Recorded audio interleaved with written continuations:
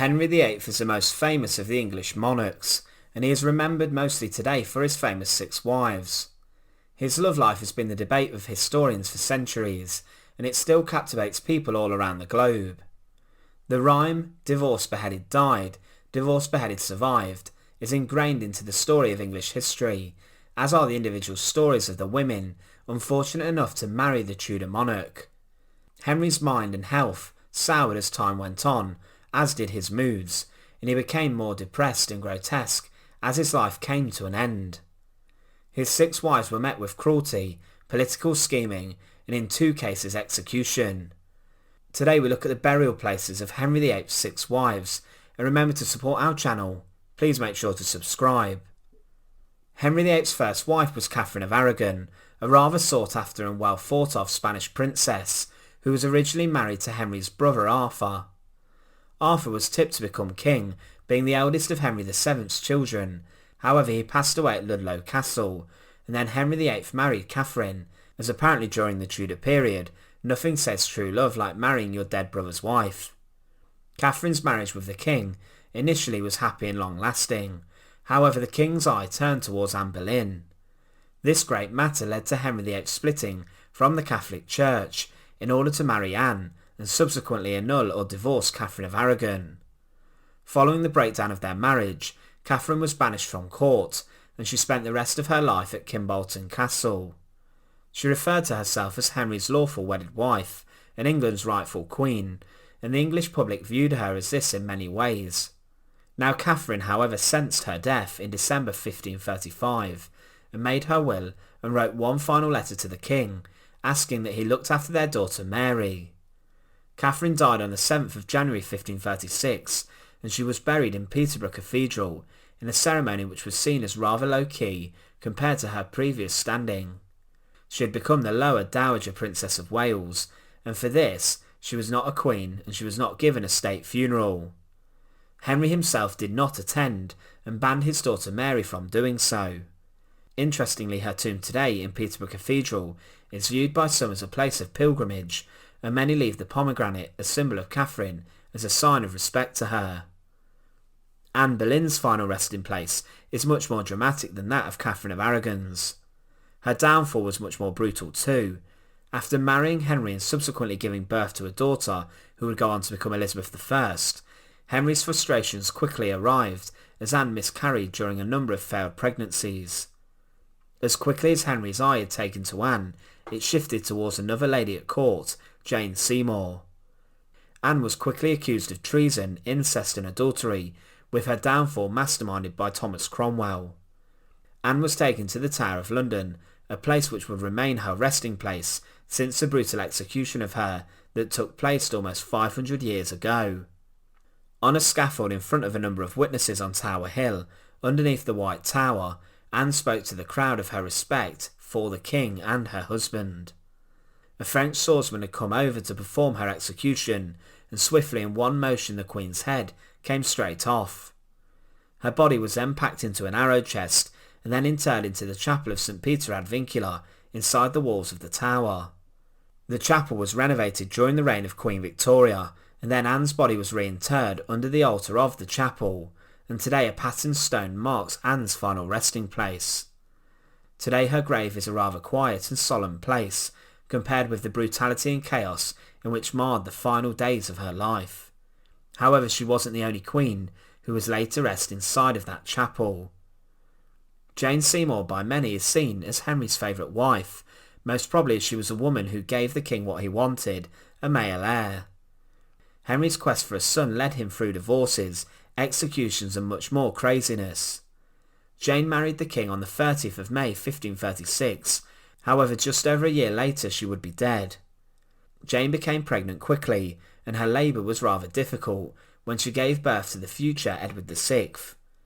She gave birth at Hampton Court Palace, and remained there as she was suffering from childbirth. After Edward's christening, it was clear that she was not well. On the 24th of October 1537, at Hampton Court she died, but she was given the Queen's funeral that many of the other wives did not receive. On the 12th of November 1537, Jane Seymour was laid to rest inside St George's Chapel at Windsor Castle, and Mary, her stepdaughter, was her chief mourner. The procession was made up of 29 mourners, one for every year she was alive, and she was the only one to get a full Queen's funeral. Henry was greatly upset by Jane's death, and he chose to wear black for 3 months. Now Jane's burial took place inside of St George's Chapel, and she was laid to rest inside a tomb there, and she was later joined inside the vault by her husband Henry VIII. Anne of Cleves was Henry's 4th wife. Famously, she was chosen by Henry when he looked at a picture painted by Hans Holbein of her. Anne came to England in late December 1539 and married Henry on the 6th of January 1540. However, after 6 months, their marriage was declared unconsummated and she was never crowned as a queen consort. Anne benefited greatly from her failed marriage to the king, and she received many gifts of houses and land, and was known as a king's beloved sister afterwards. She managed to outlive the rest of Henry's wives and died on the 16th of July 1557 at Chelsea Old Manor. She had been ill for a while and most likely died from cancer.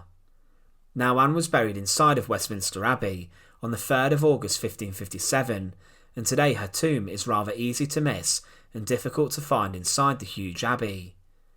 Westminster itself houses hundreds of tombs, many of which are royalty, and Anne's can be found on the opposite side of Edward the Confessor's shrine, slightly above eye level. Catherine Howard was the second of Henry's wives to be buried inside the chapel of St Peter ad Vincula at the Tower of London. She married Henry on the 28th of July 1540, only 19 days after his annulment was completed with Anne of Cleves. Henry was 49 at the time, and Catherine was around 17 years old, and their marriage was rather short-lived. Catherine is famously known for her adulterous affair with Thomas Culpeper, a man whom the king was very fond of, and a man close to Henry. Catherine's early life was questionable too, especially with the fact she was abused by older men inside the care of the Dowager Duchess of Norfolk's home, her stepmother. Catherine's adulterous affair with Culpeper was later discovered, and whilst the king was praying at the Chapel Royal in Hampton Court Palace, Thomas Cranmer told the king of his wife's adultery. She was then sent to the Tower of London after her lovers' heads were placed on spikes, and inside the tower she became inconsolable before she was executed. Allegedly, she even practiced laying her head on the block, and her execution was incredibly sad. Catherine's remains, like Anne's, were also interred inside the chapel inside the tower's walls, and she was laid to rest under the high altar when the renovations to the chapel were completed. She lies today very close to where Anne Boleyn is. Catherine Parr was Henry's final wife. She's seen by some as a rather lucky lady who managed to survive the king, but she was also very suspicious. Many inside of Henry's court feared her, as they believed her religious ideas were influencing the king too much. She was even at one point nearly arrested. However, she is remembered for being the woman who nursed Henry during his final days. Henry died on the 28th of January 1547, and following his death, Catherine kept the Queen's jewels and dresses, however then married her 4th husband Thomas Seymour. Catherine died herself on Wednesday the 5th of September 1548 due to complications from childbirth. Catherine's pregnancy initially came as a great shock, but her death was most probably due to childbed fever. Her funeral was held on the 7th of September 1548, and it was the first Protestant funeral held in English, with her chief mourner being Lady Jane Grey, a young girl who would later also end up beneath the floor of the Tower of London's chapel. Catherine was buried in St Mary's Chapel in a low-key place on the grounds of Sudley Castle in Gloucestershire. So despite being united by their marriage to one man, the fates of Henry VIII's wives and queens and their resting places indicate the varying degree of treatment that they were given during their time as Henry's queen.